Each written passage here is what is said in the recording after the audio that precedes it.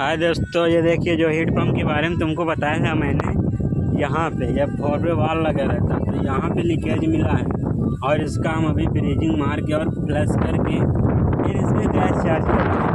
और ये देखिए हमारे प्रधान जी हैं गांव के, बैठे हुए हैं और देखिए ये पूरी हीट पंप में पूरी बिल्डिंग में पानी पहुँचता है गर्म। ये देखिए दूसरा वाण हीट पंप है, इसका तो कंप्रेसर गया है तो इसका तो कंपनी वाला आके चेंज करेगा। ठीक है, इसी तरीके की वीडियो देखने के लिए मेरे चैनल को सब्सक्राइब करें और वीडियो को लाइक और शेयर करें। सभी लोग सपोर्ट कीजिए भाई साहब, सपोर्ट कीजिए।